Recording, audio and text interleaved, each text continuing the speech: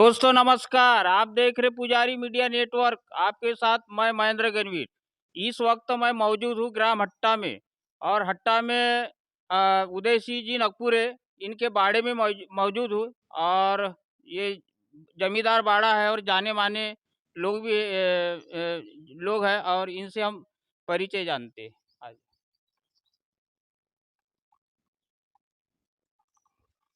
Sir, digital media के platform में आपका स्वागत है। आप कांग्रेस के बड़े नेता हैं और आपसे चुनाव को लेकर कुछ बातचीत करना है। तो सर, अभी कांग्रेस पार्टी ने मधु भगत जी को फिर पुनः चुनावी समर में उतारा है और नामांकन भी दाखिल हो गया। तो ऐसे में क्या योजना है और क्या क्या प्लान है जो चुनाव जीतने का?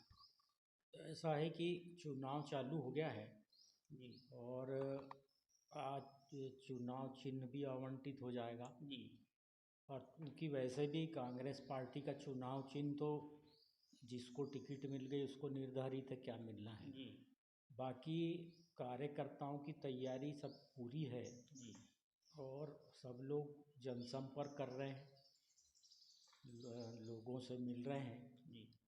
और जनता का भी इस बार पूरा सहयोग मिलेगा। हम्म। क्या एजेंडा होगा सर कांग्रेस पार्टी का ये चुनाव में? ऐसा है कि अभी जो कमलनाथ जी ने जो वचन पत्र के माध्यम से जो घोषणा किया है हम्म उसमें पिछली सरकार में जैसे किसान कर्ज माफ़ी की योजना थी हम्म और कन्या विवाह योजना में 51,000 की राशि उन्होंने किया था।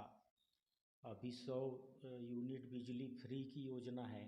हम्म और सबसे बड़ी बात किसानों के लिए उन्होंने किया है कि 2500 रुपये कुंटल धान खरीदी करेंगे और रबी की भी धान खरीदी करेंगे, ये भी घोषणा है। हम्म तो ये बहुत अच्छी बात है कि जैसा कि अभी तक ये चलता रहा कि किसानों की सरकार और किसानों की आय दुगनी करेंगे, लेकिन इस दिशा में कोई कदम हुआ नहीं अभी 19 साल जी से।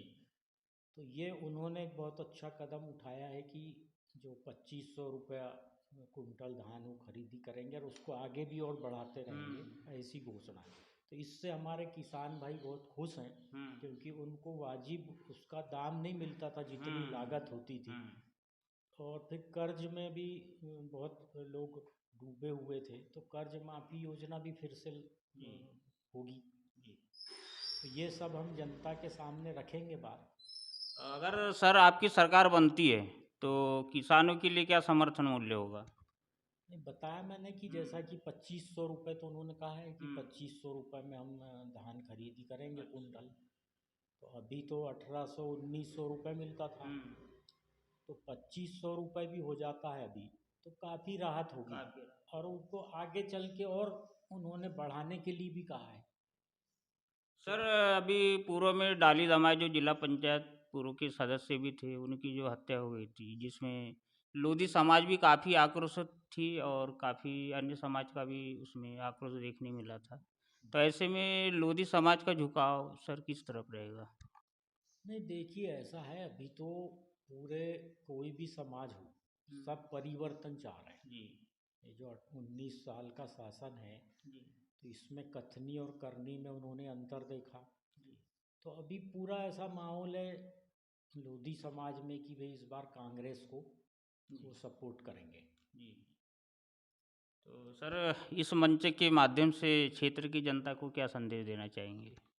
हम आपके माध्यम से क्षेत्र की जनता से यही अपील करना चाहते हैं कि परिवर्तन की जो ये अभी का मूड जो पूरे प्रदेश में जनता ने बनाया है, हम्म बालाघाट ही नहीं पूरे प्रदेश में ये परिवर्तन की लहर है, उसमें यहाँ के क्षेत्र की जनता भी सहभागी बने, परिवर्तन यहाँ करें ताकि यहाँ से भी जो कांग्रेस के उम्मीदवार जीत के जाएं और प्रदेश में माननीय कमलनाथ जी के नेतृत्व में एक सरकार बने।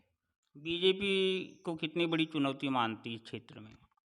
देखिए चुनौती तो अब चूँकि उनकी सरकार है, उनके विधायक है, मंत्री हैं, तो फिर भी अब विरोधी जो होता है उसको कमज़ोर नहीं मानना चाहिए हम्म और चुनाव को चुनाव के जैसे लेना चाहिए। हम्म तो एक वर्तमान में यहाँ पर उनकी सरकार है, उनके विधायक हैं, तो हम देखते हैं कि फिर भी कांग्रेस कांग्रेस का पलड़ा भारी रहेगा। मंत्री रहते हुए रामकिशोर कावरे जी ने क्या विकास कार्य हुआ, क्या कैसे मानते हैं आप? देखिए, ऐसा है कि अब पुल पुलिया सड़क ये तो कोई भी कर लेता, विधायक भी रहे तो करेगा, उनका कर्तव्य है, उनको सरकार से उसका एड भी मिलता है। लेकिन बड़ी योजना क्या है? यहाँ जैसे हट्टा में कॉलेज की बात वो करते हैं। जब कमलनाथ जी की सरकार थी सन 2020 में 19 में ही एक सरकार का लेटर आया था कि यहाँ हट्टा में कॉलेज खोलना, उसकी कॉपी भी है और वो प्रक्रिया चल रही थी। और 2020 मार्च में सरकार गिर गई, तो वो तो एक प्रोसेस चालू हो चुका था उस समय। सरकार रही थी तो हो ही जाता। अब 11 महीने में क्या कर लेते, क्योंकि 15 महीने सरकार रही, उसमें 3 महीना तो लोकसभा चुनाव में चला गया। 11 महीने में अब जैसे वो कहते हैं कि क्या किए, भाई आपने 19 साल में क्या किया, आप 11 महीने किया, उनसे कैसे सवाल पूछते हैं कि आपने क्या किया। तो बहुत कुछ काम हुआ था और होता अभी। तो जैसा मैंने बताया कॉलेज का, कि वो प्रक्रिया कांग्रेस की सरकार में ही शुरू हो चुकी थी। अब चूंकि बीजेपी की सरकार बन गई तो श्रेय इन्होंने ले लिया।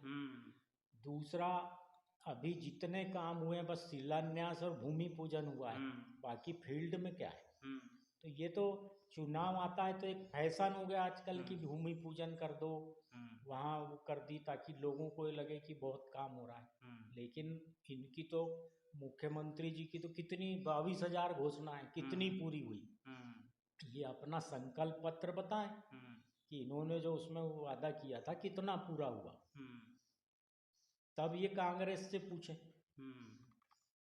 तो थैंक यू सर, हमारे चैनल से जुड़ने के लिए आपका। तो ये थे कांग्रेस के बड़े नेता और हमारे से बातचीत करते हुए। तो अभी के लिए बस इतना ही। जय हिंद।